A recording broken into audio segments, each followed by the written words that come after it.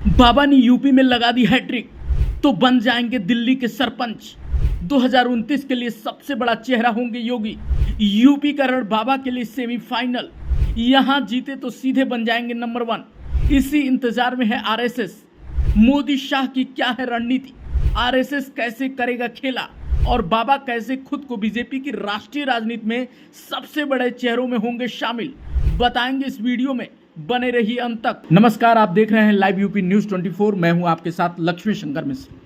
दोस्तों, साल 2027 का उत्तर प्रदेश विधानसभा चुनाव सिर्फ बीजेपी के लिए सत्ता बचाने की लड़ाई नहीं है, बल्कि राजनीतिक विश्लेषकों और सोशल मीडिया पर चल रही चर्चाओं के मुताबिक यह मुख्यमंत्री योगी आदित्यनाथ के राजनीतिक भविष्य की सबसे बड़ी परीक्षा भी हो सकता है। क्योंकि अगर योगी आदित्यनाथ लगातार तीसरी बार उत्तर प्रदेश में बीजेपी की सरकार बनाने में सफल होते हैं तो उनकी राजनीतिक हैसियत सिर्फ यूपी तक सीमित नहीं रहेगी, वो राष्ट्रीय राजनीति में पहले से कहीं अधिक मजबूत दावेदार के रूप में उभर सकते हैं।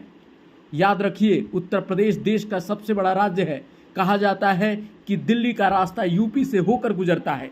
लोकसभा की सबसे ज्यादा सीटें 80 सीट यहीं से आती है। ऐसे में अगर कोई नेता लगातार 3 चुनाव जीतकर इस राज्य पर अपनी पकड़ बनाए रखता है तो उसका कद स्वाभाविक रूप से राष्ट्रीय स्तर पर बढ़ता है। इसी वजह से कई राजनीतिक विश्लेषकों का मानना है कि 2027 का चुनाव योगी आदित्यनाथ के लिए एक तरह का सेमीफाइनल साबित हो सकता है। अगर यहां जीत मिली तो 2029 की राष्ट्रीय राजनीति में उनकी भूमिका और प्रभाव दोनों पहले से कहीं ज्यादा मजबूत होंगे। सोशल मीडिया पर भी लगातार यह चर्चा देखने को मिल रही है कि यदि बीजेपी 2027 में यूपी में फिर सरकार बनाती है और योगी उसका चेहरा होते हैं तो 2029 के लोकसभा चुनाव तक उनकी राष्ट्रीय पहचान और मजबूत हो सकती है। समर्थकों का दावा है कि इससे उनकी छवि एक ऐसे नेता की बनेगी जो सिर्फ राज्य नहीं बल्कि राष्ट्रीय स्तर पर बड़ी जिम्मेदारी निभाने की क्षमता रखता है। हालांकि ये केवल राजनीतिक चर्चाएं हैं और समर्थकों के दावे हैं, कोई आधिकारिक बयान नहीं है। अब बात आरएसएस की कर लेते हैं। राजनीतिक गलियारों में लंबे समय से ये चर्चा होती रही है कि राष्ट्रीय स्वयंसेवक संघ यानी आरएसएस हमेशा नेतृत्व की अगली पीढ़ी तैयार रखने की सोच के साथ चलता है।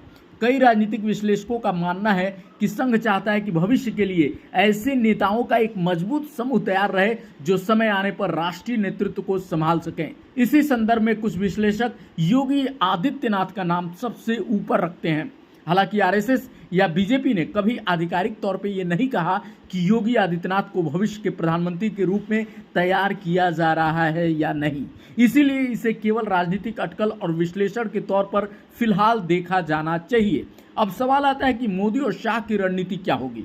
देखिए, बीजेपी की राजनीति में अब तक यही देखने को मिला है कि चुनावी रणनीति और नेतृत्व का फैसला पार्टी, संसदीय बोर्ड और शीर्ष नेतृत्व मिलकर करता है। फिलहाल प्रधानमंत्री नरेंद्र मोदी ही पार्टी का सबसे बड़ा चेहरा है और 2029 को लेकर भी बीजेपी की ओर से किसी वैकल्पिक नेतृत्व की घोषणा नहीं की गई है। लेकिन राजनीति संभावनाओं का खेल है। अगर 2027 में योगी आदित्यनाथ उत्तर प्रदेश में लगातार तीसरी जीत दर्ज करते हैं तो इतना तो तय है कि राष्ट्रीय राजनीति में उनका प्रभाव पहले से कहीं ज्यादा बढ़ेगा। उनकी लोकप्रियता, संगठन पर पकड़ और चुनाव जिताने की क्षमता पर चर्चा और तेज होगी। कहने का मतलब यह है कि 2027 का यूपी चुनाव सिर्फ सरकार बनाने का चुनाव नहीं होगा, यह योगी आदित्यनाथ की राष्ट्रीय स्वीकार्यता की भी बड़ी परीक्षा माना जा रहा है। अगर वह इस परीक्षा में सफल होते हैं तो 2029 की राजनीति में उनका कद और उनकी भूमिका दोनों कहीं न कहीं बहुत बड़ी होंगी। लेकिन आखिर फैसला किसका होगा? क्या 2027 में योगी हैट्रिक लगा पाएंगे? क्या इससे उनका राष्ट्रीय कद नई ऊंचाइयों पर पहुंचेगा? और क्या राजनीतिक विश्लेषकों की ये तमाम अटकलें हकीकत बनेंगी? इन सवालों के जवाब अभी भविष्य के गर्त में हैं। फिलहाल इतना जरूर कहा जा सकता है कि 2027 का उत्तर प्रदेश चुनाव देश की सबसे दिलचस्प राजनीतिक लड़ाइयों में से एक होने वाला है। इस पूरे मामले में आपका क्या कहना है? कमेंट में बताइए। मिलते अगले वीडियो में। नमस्कार।